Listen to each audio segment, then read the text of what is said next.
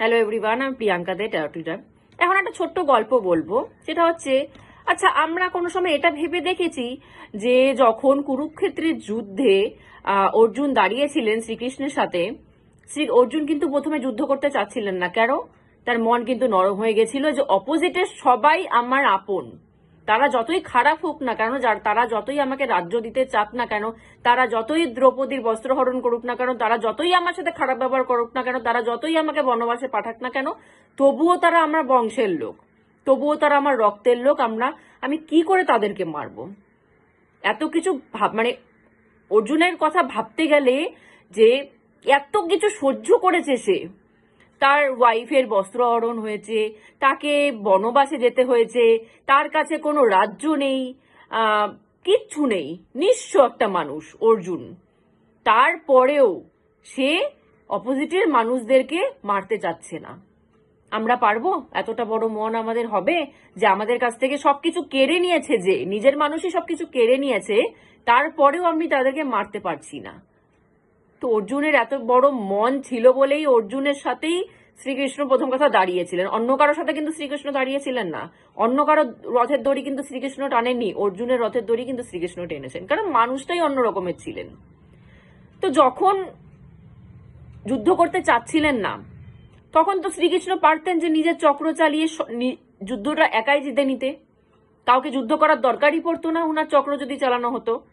তো উনি নিজের চক্র না চালিয়ে উনি অর্জুনকেই কেন ফোকাস দিয়েছেন যে তো যুদ্ধ তোমাকেই করতে হবে? যুদ্ধ তো আমি করব না, যুদ্ধের ফল আমার হাতে আছে, যুদ্ধে কি হবে সব আমি জানি, আমি ডিসাইড করে রেখেছি যুদ্ধে কি হবে, কিন্তু তবুও যুদ্ধটা কিন্তু তোমাকে নিজের হাতেই কিন্তু গান্ডিব দিয়ে লড়তে হবে। কেন এত ফোকাস করেছিল মানে অর্জুনের উপরে? উনি নিজেই তো করে নিতে পারতেন, নিজেই তো সবাইকে মেরে সরিয়ে দিতে পারতেন, করেননি তো। অর্জুনকে দিয়েই করানো হয়েছে জোর করে, গীতা শুনিয়ে। কেন? কারণ ঠাকুর, প্রথম কথা আমাদের লাইফে যত, এইটার থেকে বোঝার বিষয় হচ্ছে আমাদের লাইফে যত নেগেটিভ পার্সন আছে, যত টক্সিক পার্সন আছে, ঠাকুর কিন্তু নিজে এসে তাদেরকে সরাবে না। ঠাকুর নিজে এসে কখনো কারো হাত ধরে কিন্তু সরিয়ে তোমার লাইফ থেকে ঝেড়ে মুছে দেবে না। তোমাকেই নিজে টক্সিক লোকদের সরাতে হবে, তোমাকেই, যারা নেগেটিভ পার্সন তারা যতই নিজের কাছে হোক না কেন, তোমাদেরকেই সরাতে হবে। এটা কিন্তু ঠাকুর এসে করবে না, এটা আমাদেরকেই সরাতে হবে। ঠাকুর যদি চেত তাহলে নিজেই তো সরিয়ে দিতে পারতো, যুদ্ধের কোনো, কুরুক্ষেত্র যুদ্ধেরই কোনো দরকার ছিল না, কিন্তু তা কিন্তু করেনি।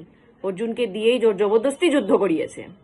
তো সেরকম এটার থেকে আমরা এটাই বুঝতে পারি যে ঠাকুর এসে যে আমাদের লাইফে টক্সিক পার্সন যাচ্ছে না, নেগেটিভ পার্সন যাচ্ছে না, যতক্ষণ না আমরা স্টেপ নিব, যতক্ষণ না আমরা তাদেরকে টেনে বের করব নিজের লাইফ থেকে, ততক্ষণ তারা সরবেও না, ততক্ষণ ঠাকুর এসে তাদেরকে সরিয়েও দেবে না। যা করার আমাদেরকেই করতে হবে। সে মনে পাথর রেখে হোক যে আমাদের মানুষটা আমাদের খুব প্রিয়, কিন্তু মানুষটা নেগেটিভ, কিন্তু মানুষটা টক্সিক। হতে পারে আমাদের ভালোবাসার মানুষ, কিন্তু মানুষটা আমাদের লাইফের জন্য ঠিক নয়। তো সেক্ষেত্রে মনে পাথর রেখেও কিন্তু তাকে সাইড করতে হবে। তাকে সাইড না করলে লাইফে ব্লকেজ দাঁড়িয়ে যাবে, সে ব্লকেজ তৈরি করবেই। একটা কার্মিক লোক, একটা নেগেটিভ পার্সন, টক্সিক পার্সন লাইফে এজন্যই আনা হয় যে সে জানি ব্লকেজ তৈরি করতে পারে। তো সেই ব্লকেজটাকে আমাদের নিজের হাতেই ভেঙে সরাতে হবে। সেটার জন্য ঠাকুর এসে কাউকে হেল্প করবে না, নিজেকেই যখন সরিয়ে দেব আমরা, তারপর ঠাকুর এসে হেল্প করবে। কিন্তু এই সরানোর কাজটা কিন্তু আমাদেরকে নিজে হাতেই করতে হবে।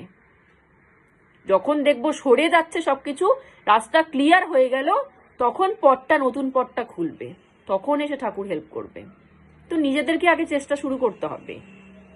ঠাকুর একে আমার লাইফ থেকে সরিয়ে দাও, পারছি না, হ্যান না তার না, এত কষ্ট সহ্য করতে পারছি না, সরাও। ঠাকুরের কাছে কেঁদে লাভ নেই, সরাও। ঠাকুর নিজের গান্ডিব ধরেনি মারার জন্য সবাইকে, ঠাকুর নিজের চক্র ধরেনি। সুতরাং নিজের লাইফে যত প্রবলেম হবে, আগে নিজে চেষ্টা করো যে নিজেকে জানিস ঝাঁটিয়ে সবগুলোকে সাফ করতে পারো। তুমি যেদিনকার থেকে নিজে হেল্প করা শুরু করে দিবে, নিজে সব সাফ করা শুরু করে দিবে, সেদিনকার থেকে ঠিক হেল্প পেয়ে যাবে। তো আজকের মতো এখানেই স্টপ করছি। জয় গুরু।